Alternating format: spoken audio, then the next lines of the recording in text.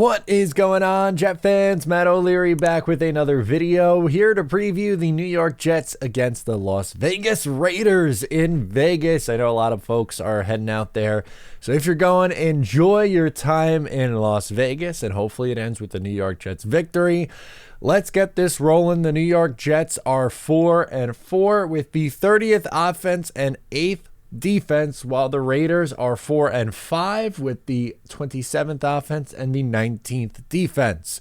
To me, the biggest storyline in this game is the two quarterbacks going at it. And for the Raiders, they are starting Aiden O'Connell. This will be his third start in his career, and he's a fourth-round rookie. He was a late-round pick in this year's draft class. He was someone who I thought had some QB2 upside. He is getting a starting opportunity. This past week against the Giants, he looked okay. 16 of 25 for 64% completions, 209 yards, no touchdowns, no picks.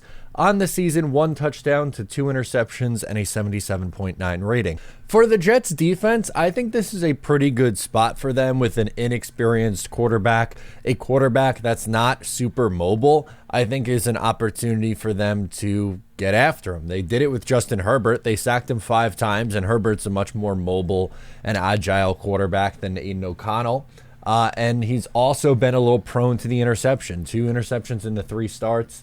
I think this is a game where the Jets could get a turnover or 2, which would really help out the offense. As we all know, it's been a real tough go of it for that offense. But getting turnovers and giving yourself good field position is absolutely something that could help. For the Raiders as well, while we're sticking on the Raiders' offensive side of the ball, they really struggled to get the run game going. Josh Jacobs, who led the NFL in rushing last year, is averaging just 3.2 yards per attempt. He hasn't really been the same guy this year. Davante Adams has been kind of quiet through the first 9 games of their season. Honestly, Jacoby Myers is someone who's been better for them. They seem like better might not be the correct wording on it. They've utilized him more in the offense. That's the better way of describing it. Is they feel, I thought both Jimmy G and Aiden O'Connell feel like they are honing in on Myers, who's been a really nice addition for the Raiders, by the way. But Davante Adams has been pretty quiet, especially in the last few weeks. As a fantasy owner of Davante Adams, that's hurting me in one of my leagues. But I do not expect a ton out of Davante this week. I don't expect a ton offensively out of the Raiders against this New York Jets defense, which really doesn't come as much of a surprise. Now, for the New York Jets on the offensive side of things, the game plan should be very, very simple. They are going to have to lean on Breece Hall and the run game, which is something they've done most of the year. But the Raiders allowed the second most rushing yards in the NFL. They are second in the NFL against. So hello, Breece Hall. I think this is a 20 to 25 carry day for Breece, and I think this is a game where he could break 100 rushing yards. It's something he hasn't done in the last little bit, because teams have really been stacking the box against the Jets. Last time the Jets went against a poor rushing unit was the Giants, and they struggled. That was just a really bad offensive game. But this Jets offense has 19 points in their last 2 games, and in order for that to change this week, I think they are going to have to rely pretty heavily on the run game. Again, I think this is a game where you're seeing Breece Hall get 20-plus carries. As for Zach Wilson, something that it has to change for him. He's the one who's going to start this game. And Robert Saleh has been pretty adamant about keeping him as the starting quarterback. Max Crosby is a game wrecker, and the Jets took 8 sacks this past week. 8 sacks is a lot. It's, I think, a mix between the offensive line and the quarterback holding onto the ball for too long. I think it's both of those things are a reason why we're seeing so many sacks. So this game in particular, the internal clock has to be a little bit faster.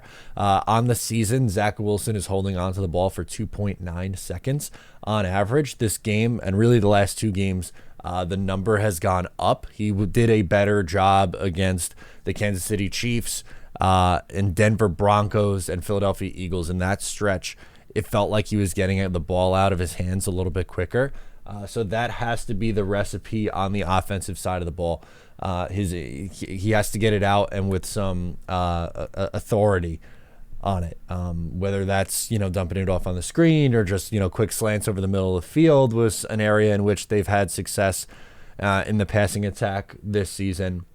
It's going to be a challenge, though, because outside of Garrett Wilson, the wide receiver room has not been very good.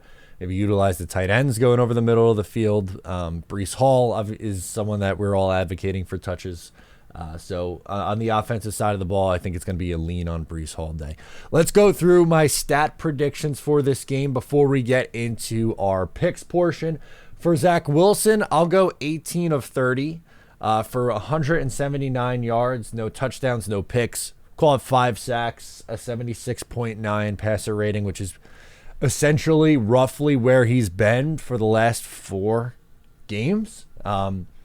Hasn't thrown interceptions. I'll add a fumble because right now it seems like he's cut out the interceptions, which is a good thing. Fumbles have been an issue, and someone like Max Crosby, I think, is someone I would keep a close eye on in potentially having a strip sack. Breece Hall, I'll say 22 carries for 112 yards and a rushing touchdown. I think Breece Hall is going to get leaned on in this game, as he should, and I think we see him have success, averaging over 5 yards per carry.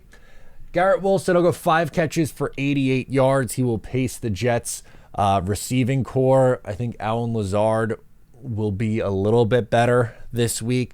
I would also expect to see Tyler Conklin utilized a little bit more. But outside of that, I don't see it being a strong day for this passing offense. I mentioned it before. I won't do an official prediction for like full stat lines for Aiden O'Connell, but I think the Jets get 2 turnovers. I think 1 fumble recovery and 1 interception is going to be my prediction there. All right, let's go into the score predictions and picks. Jets are 1-point favorites on the road against the Vegas Raiders. I am 2-5-1 against the spread picking the Jets, which is really bad. It's not good. I've had a tough time picking the Jets against the spread this year, which is bizarre because if you follow the weekly pick show with Joe Maniello, I've been doing pretty good this year. I'm well over 50%, so to be this bad is not ideal. I put my hand up. That's a struggle. But anyway, I'm on the Jets -1. I'm going to take the Jets to win 16-9. I don't think the Jets defense allows a touchdown this week. They hold the Raiders to 3 field goals. The offense gets 1 touchdown and 3 field goals to win a ugly, sloppy game. The over-under in this game, or the point total, is set at 36.5. I like the under a lot. I don't think either of these teams get to 20 points. If either one does, they win the game. With the Jets right now, look, I think their defense is good enough where they could beat any single team, but their offense is bad enough so that they could lose any single game, which is exactly what happened against the Chargers. They were that bad offensively that, it didn't matter how good the defense was playing in this one. The turnovers, the mistakes, the penalties, the missed passes, the sacks, the offensive line, the coordinator, all those things played a factor in the Jets offense struggling so badly.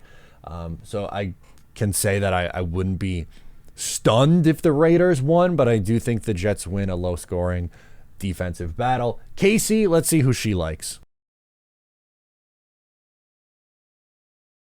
Casey is on the Jets -1. She is 4-3-1 against the spread. Go figure. Casey is having a good season picking the New York Jets. So I want to hear from you. Let me know your thoughts down below in the comments on what you expect for this game. Sound off. I'm Matt O'Leary. Please give the video a like before you go. Subscribe if you're new, and I'll catch you next time.